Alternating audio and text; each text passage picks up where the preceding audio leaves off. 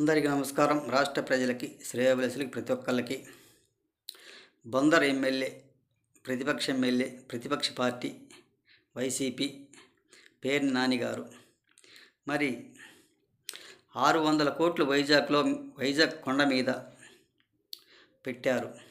అది ఎందుకు పనికి రాకుండా పోయింది? అవునా కాదా? దేనికి పనికి వస్తుంది? దేనికి పనికి రాదు. ఒక మూర్ఖత్వంగా, ఒక సైకోగా మీరు చేసిన పనితనం ఇది. ఆ డబ్బుతో కొన్ని వేల కోట్ల మంది జాబ్ లేకుండా ఉన్నారు కదా. కొంతమంది, చాలామంది కూడా ఉద్యోగాలు లేకుండా పాపం కష్టపడి పని చేసుకుంటున్నారు. ఆ కొంతమందికి జాబ్ చేసిన వాళ్ళకి ఇచ్చి ఉంటే ఆ అమౌంట్లో కూడా శాలరీస్ మాదిరిగా వాళ్లకు ఉండేది. ఇలా పిచ్చి పనులు చేసి మీరు ఈ విధంగా చేశారు. డబ్బు పడేస్తే మన వెనక జనం వెనికిలి వస్తారులే అని అనుకుంటారు. వాళ్ళు పిచ్చి పెట్టిన వాళ్ళు ఒక సైకో వాళ్ళు అనుకున్నారు. మీరు ఒక పిచ్చి మన ఎంబటి వస్తారు, మనల్ని ఆదరిస్తారు అనుకుంటారు. అలా అనుకోలే. జనాలు చాలా మేధావులుగా అయ్యి మిమ్మల్ని ఇంటికి తరిమేశారు. అది విషయం మీకు తెలియక, మీకు అర్థం కాక జనాలు ఎంతోమంది వస్తారు, మా వెనకాల ఉంటారు, ఇన్ని కోట్లు ఖర్చు పెట్టి ఏం చేసినా కానీ వాళ్ళు సహిస్తారు. ఎలా చేసినా అలా భరాయిస్తారు. మేము చేసిందంతా జనాల మీద ఇస్తే మేము సంపాదించుకోవచ్చు, మేము దాపెట్టుకోవచ్చు అన్నట్టుగా మీరు ఒక పిచ్చితనంగా సహకరించారు. అది చాలా మంచిది కూడా కాదు. కొంచెం తెలివి తెచ్చుకొని మీరు మాట్లాడే మాటలలో ఏ విధంగా మాట్లాడాలి, ఎలా మాట్లాడాలి అనేది నేర్చుకోండి.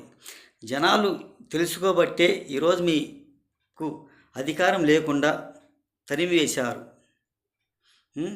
ఎంతోమంది నిరుద్యోగులు ఉద్యోగాలు లేక గాలికి తిరుగుతూ పని బాట చేసుకుంటున్నారు.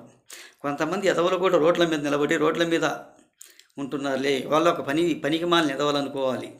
మరి జాబ్స్ లేకుండా ఉన్నారు కదా, జాబ్ నోటిఫికేషన్ ఇవ్వకుండా ఏ విధంగా చేశారు? వాళ్ళకి శాలరీలు ఇవ్వకుండా, ఉద్యోగాలకు జీతాలు సరిగ్గా ఇవ్వకుండా, మరి రిషికొండలో 600 కోట్లు ఖర్చు పెట్టి చేశారు. అది దేనికి ఇప్పుడు పనికి రాకుండా పోయింది? మీరు మాటలు మళ్ళీ ఏదో ప్రెస్ మీట్లు పెట్టి మాట్లాడుతుంటారు. ఎందుకు పనికి రాకుండా? ఏం చేయటానికి అవన్నీ? ఎందుకని కదా, ఏం చేయటానికి అవన్నీ? ఇలా మాట్లాడటం సరైనది కూడా కాదు.